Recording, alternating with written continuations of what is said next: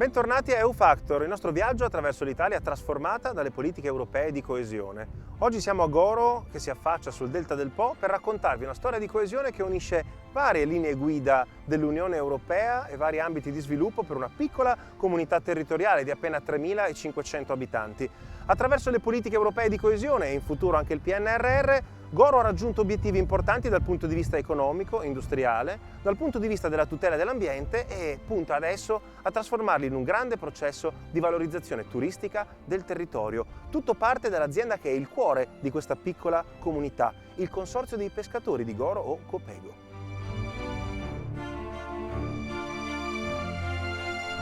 Il Consorzio Pescatori di Goro è una cooperativa di 600 soci che da circa 40 anni fa l'allevamento di vongole e veraci in maniera importante, diciamo che è leader della produzione nazionale di vongole e veraci in Italia. Produciamo qualcosa come circa 50-60 mila quintali di vongole l'anno. A Goro siamo in 3.500 abitanti.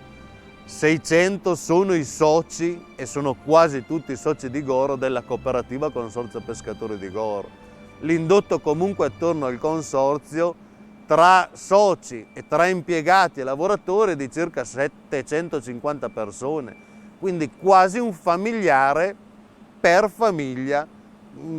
Diciamo che a Goro tutti possono dire che hanno un componente che lavora per il Consorzio Pescatori di Goro. Qua le mangiano e soprattutto le lavorano tutti. Noi siamo una piccola comunità che vive per il 95% sull'allevamento delle vongole veraci, sulla nostra monocultura, e senza questa saremmo veramente in difficoltà. È già da diversi anni che la cooperativa si finanzia utilizzando appunto questi fondi europei della comunità, sia ministeriali ma anche fondi europei, appunto per sviluppare, progettare e innovarsi su diversi canali. Uno può essere ad esempio la lavorazione che stiamo facendo, uno è la ricerca e lo sviluppo, l'altra è proprio un'innovazione sulla sostenibilità, sui diversi packaging, imballaggi che stiamo lavorando. Diciamo che non siamo abbandonati a noi stessi, ecco, sì, l'acquacoltura negli ultimi anni, sia a livello nazionale che a livello europeo, ha sempre acquisito maggiore importanza e quindi appunto proprio la comunità europea sta cercando di investire sulle nostre realtà perché pratichiamo una pesca sostenibile che ci permette di lavorare in simbiosi con la natura senza, diciamo, deturparla troppo. Anzi, noi addirittura cerchiamo di lavorare ed aiutare l'ambiente in cui lavoriamo, costruendo canali, facendo ripascimenti ai vivai in cui lavoriamo appunto, e cerchiamo di migliorare appunto l'ecosistema. Goro si affaccia su un mare sempre più fragile, l'Adriatico, meta primaria dei turisti da tutta Europa ed ecosistema particolarmente sensibile alle stimolazioni antropiche. Nel corso dei decenni la pesca in mare nel delta del Po, così come l'allevamento ittico, hanno recepito la necessità di rispettare l'ambiente su cui si poggiano, censirla attraverso studi metodici e addirittura segnalarne gli elementi critici, in modo da dirigere gli interventi delle istituzioni europee verso scelte lungimiranti per il futuro. I contratti di filiera per l'acquacultura, redatti e finanziati sotto l'egida dell'Unione Europea, hanno portato all'ampliamento e al recupero di impianti esistenti e alla riorganizzazione razionale del sistema, con un occhio di riguardo per il tema chiave della produzione alimentare, ovvero la qualità. Dalla grande crescita economica ottenuta anche attraverso i finanziamenti europei derivano grandi responsabilità, quelle legate alle stringentissime norme sulla qualità degli alimenti previste dall'Unione Europea. Da questo punto di vista il Consorzio dei Pescatori di Goro è all'avanguardia, ha fatto investimenti straordinari sulla tracciabilità, riportata in ogni carico di vongole e naturalmente inserita anche in un sistema digitale, non soltanto nell'indicazione cartacea che è per comodità. A seconda della tipologia c'è un tempo preciso in cui queste vongole devono rimanere all'interno delle grandi vasche di depurazione di cui il Consorzio è dotato, parte fondamentale della sua dotazione e del suo lavoro che naturalmente è sempre pienamente osservante delle norme previste dall'Unione Europea. Partiamo da una materia complicata perché molluschi bivalvi vivi sono probabilmente ritenuti pericolosi per la loro capacità di essere dei filtratori, quindi di accumulare batteri, virus, sostanze che possono essere anche nocive per la salute dell'uomo.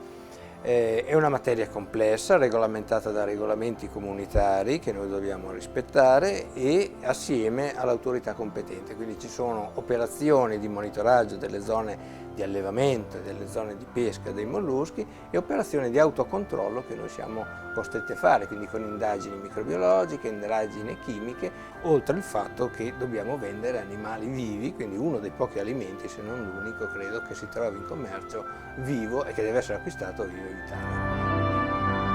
Noi abbiamo cominciato fin dal 2006, a prescindere che la rintracciabilità dei molluschi, come anche degli alimenti, sia un obbligo cogente, un obbligo di legge, però ci piaceva fin da quegli anni far conoscere ai nostri clienti il percorso di quello che andava ad acquistare, quindi abbiamo implementato la rintracciabilità partendo proprio dalle attività di produzione primaria fino a tutte le operazioni che vengono qui dentro. Si può trovare anche un QR code nelle nostre etichette in cui uno può andare a vedere nel momento in cui acquista tutto il percorso del prodotto che sta per acquistare.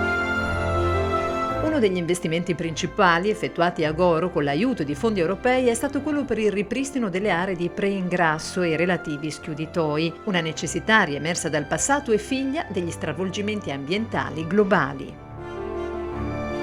C'è un'operazione di condizionamento che avviene in determinati laboratori che si chiamano schiuditoi e che poi vendono le vongole di diverse dimensioni ma comunque molto piccole. Talmente piccole che non conviene andare subito in produzione in mare aperto perché potrebbero essere predate dai granchi o comunque avere delle difficoltà, ma devono subire un pre-ingrasso, quindi un ulteriore ingrasso aumentando di taglia in allevamenti particolari e questa è l'operazione che vorremmo fare in una zona che stiamo sistemando. In Italia ci si sta riattrezzando adesso. Tutto questo però prima che arrivasse il nostro amico granchio blu che ha complicato ulteriormente tutta la questione. La crisi del granchio blu è figlia non di meno dei cambiamenti climatici. All'origine della diffusione dell'aggressivo crostaceo potrebbe esserci la particolare concentrazione salina dell'Adriatico dovuta alla lunga siccità registrata a cavallo tra gli anni 2022 e 2023. Altro fattore in corso di studio è l'impatto dell'alluvione che nel maggio del 2023 ha colpito la Romagna, riversando in mare milioni di litri di acque salmastre. Oggi il granchio blu è una piaga che minaccia l'intero sistema Goro, incluse le parti rimesse a nuovo con fondi di coesione, quali la banchina del porto da cui partono ogni mattina le imbarcazioni specializzate nella raccolta delle vongole, uno sforzo funzionale di ultima generazione che i cambiamenti climatici rischiano di vanificare. Il fronte dell'Adriatico è aperto e la riflessione per tutelarlo è aperta a tutti i Paesi membri dell'Unione Europea, inclusa l'ultima arrivata, la Croazia, protagonista insieme all'Italia del progetto di studio Cascade sulla vulnerabilità dell'ecosistema marittimo e del piano Take It Slow per un turismo più slow e più smart. Ma Goro non si ferma, anzi rilancia avvalendosi di un altro canale di finanziamento europeo, il PNRR, che attraverso il bando Borghi darà a Goro oltre 1 milione di euro di risorse per la valorizzazione turistica di un lembo di terra e di mare che ha tanto da raccontare. Il bando Borghi, nel caso della progettualità del Comune di Goro, ha visto la proposta della creazione di 2 centri importantissimi. Il progetto Goro Plus prevede la creazione di un centro nella parte più della piazza, ecco, più nel cuore del paese, con la creazione di un polo polifunzionale che verrà intitolato Goro Plus Visitor Center. Dedicheremo una parte diciamo così, è una figura che per noi è molto cara, ecco, e ha permesso di far conoscere Goro nel mondo, cioè Milva, e la cantante, ecco, conosciuta a livello internazionale.